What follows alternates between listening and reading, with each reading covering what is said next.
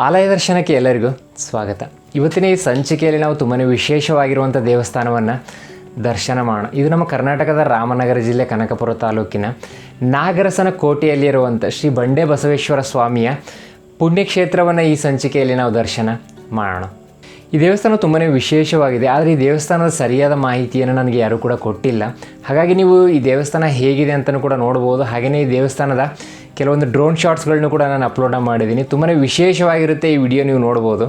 Video ಶುರು ಮಾಡೋದಕ್ಕಿಂತ ಮುಂಚೆ ಇನ್ನೂ ಯಾರು ಆಲಯ ದರ್ಶನ ಯೂಟ್ಯೂಬ್ ಚಾನಲ್ನ ಸಬ್ಸ್ಕ್ರೈಬ್ನ ಮಾಡ್ಕೊಂಡಿಲ್ವೋ ದಯವಿಟ್ಟು ಮರೆಯದೆ ಎಲ್ಲರೂ ಕೂಡ ಆಲಯ ದರ್ಶನ ಯೂಟ್ಯೂಬ್ ಚಾನಲ್ನ ಸಬ್ಸ್ಕ್ರೈಬ್ನ ಮಾಡ್ಕೊಳ್ಳಿ. ಇದರಲ್ಲಿ ನಿಮಗೆ ಇದೇ ರೀತಿಯ ಹಲವಾರು ಪುಣ್ಯಕ್ಷೇತ್ರಗಳ ಸಂಪೂರ್ಣ ಮಾಹಿತಿಯ ವಿಡಿಯೋಸ್ಗಳು ಸಿಗ್ತಾ ಇರುತ್ತೆ. ಹಾಗೆಯೇ ಈ ವಿಡಿಯೋಸ್ಗಳನ್ನ ನೀವು ನೋಡಿದ್ಮೇಲೆ ದಯವಿಟ್ಟು ಒಂದು ಕಮೆಂಟ್ಸ್ ಮಾಡಿ ಈ ವಿಡಿಯೋ ನಿಮಗೆ ಹೇಗೆ ಅನ್ನಿಸ್ತು ಅಂತ. ಹಾಗೆಯೇ ಲೈಕ್, ಶೇರ್, ಕಮೆಂಟ್ನ ಮಾಡೋದ್ರ ಮುಖಾಂತರ ಆಲಯ ದರ್ಶನ ಯೂಟ್ಯೂಬ್ ಚಾನಲ್ನ ನೀವು ಸಪೋರ್ಟ್ನ ಮಾಡ್ಬೋದು. ನೀವು ಸಪೋರ್ಟ್ನ ಮಾಡಿದ್ರೆ ಏನಾಗುತ್ತೆ, ನಾನು ಇದೇ ರೀತಿಯ ಹಲವಾರು ಪುಣ್ಯಕ್ಷೇತ್ರಗಳಿಗೆ ಭೇಟಿ ಮಾಡಿ ವಿಶೇಷವಾದ ಮಾಹಿತಿಯನ್ನು ಕಲೆಕ್ಟ್ನ ಮಾಡಿಕೊಂಡು ನಿಮ್ಮ ಮುಂದೆ ತರೋದಕ್ಕೆ ನನಗೆ ತುಂಬಾ ಹೆಲ್ಪ್ ಆಗುತ್ತೆ.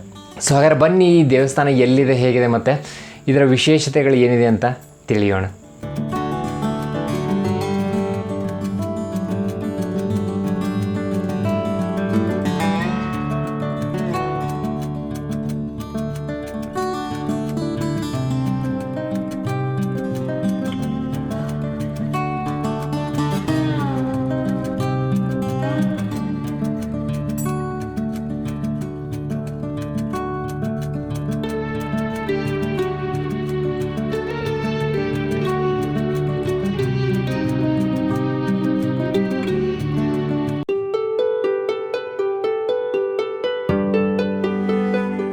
ಈ ದೇವಾಲಯವು ಬೆಂಗಳೂರಿನಿಂದ 75, ರಾಮನಗರದಿಂದ 43, ಮೈಸೂರಿನಿಂದ 85, ಕನಕಪುರದಿಂದ 16, ಹಲಗೂರಿನಿಂದ 17, ಸಾತನೂರಿನಿಂದ ಕೇವಲ 5 ಕಿಲೋಮೀಟರ್ ದೂರದಲ್ಲಿದೆ.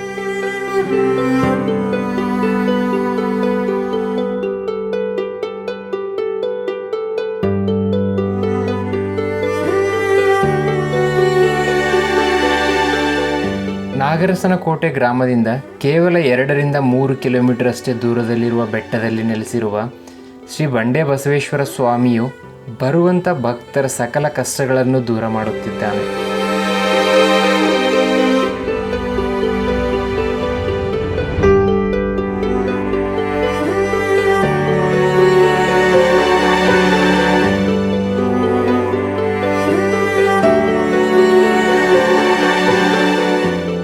ರಾಮನಗರ ಜಿಲ್ಲೆ ಕನಕಪುರ ತಾಲೂಕಿನ ನಾಗರಸನಕೋಟೆಯಲ್ಲಿ ಇರುವಂಥ ಶ್ರೀ ಬಂಡೆ ಬಸವೇಶ್ವರ ಸ್ವಾಮಿ ದೇವಾಲಯವು 100 ವರ್ಷಗಳ ಇತಿಹಾಸವಿರುವಂಥ ಪುರಾತನವಾದ ದೇವಾಲಯವಾಗಿದೆ.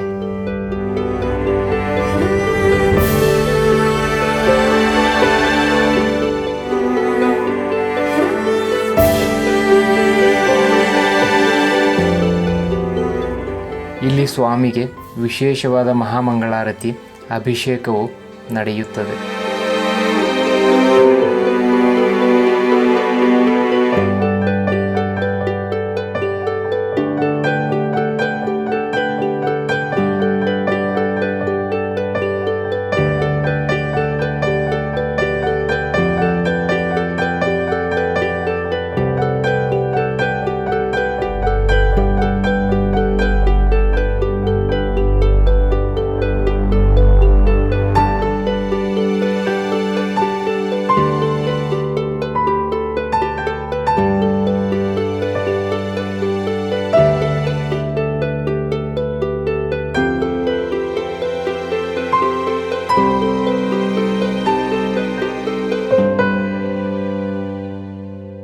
ಸ್ವಾಮಿಯ ಮೂರ್ತಿಯನ್ನು ಅತಿ ಸುಂದರವಾಗಿ ಕೆತ್ತನೆ ಮಾಡಲಾಗಿದ್ದು ಬಂದಂಥ ಭಕ್ತರ ಮನದಲ್ಲಿ ಭಕ್ತಿ ತಾನಾಗಿಯೇ ಹುಟ್ಟುತ್ತದೆ.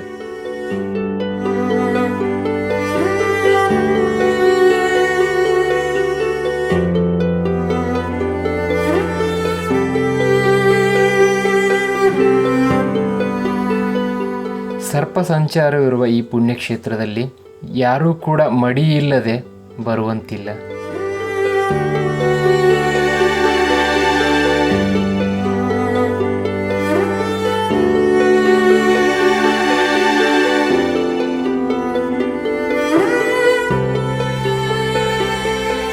ಈ ಸ್ವಾಮಿಯು ನೆಲೆಸಿರುವ ಬೆಟ್ಟದಲ್ಲಿ ಹಲವಾರು ಗುಹೆಗಳಿದ್ದು ಒಂದು ಸುರಂಗ ಮಾರ್ಗವಿದೆ.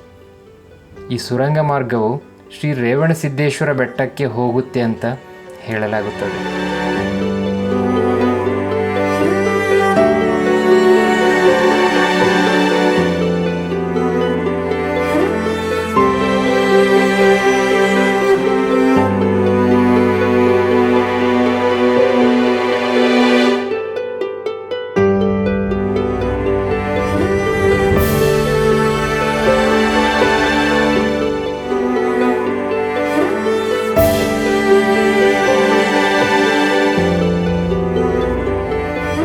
ಹಬ್ಬದ ದಿನಗಳಲ್ಲಿ ವಿಶೇಷವಾದ ಅಭಿಷೇಕ, ಮಹಾಮಂಗಳಾರತಿ ಮತ್ತು ವಿಶೇಷವಾದ ಅಲಂಕಾರವನ್ನು ಮಾಡಲಾಗುತ್ತದೆ.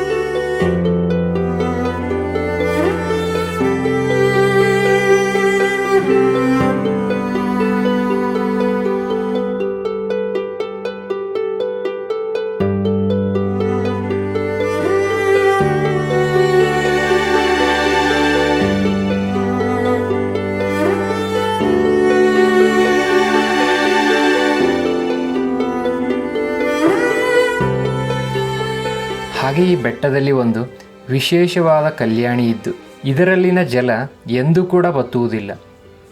ಹಾಗೆ ಈ ಕಲ್ಯಾಣಿಯ ನೀರಲ್ಲಿ ವಿಶೇಷವಾದ ಗುಣಗಳಿದ್ದು ಇದನ್ನು ಕುಡಿಯುವುದರಿಂದ ನಮ್ಮಲ್ಲಿನ ಎಷ್ಟೋ ಕಾಯಿಲೆಗಳು ದೂರವಾಗುತ್ತೆ ಅಂತ ಹೇಳಲಾಗುತ್ತೆ.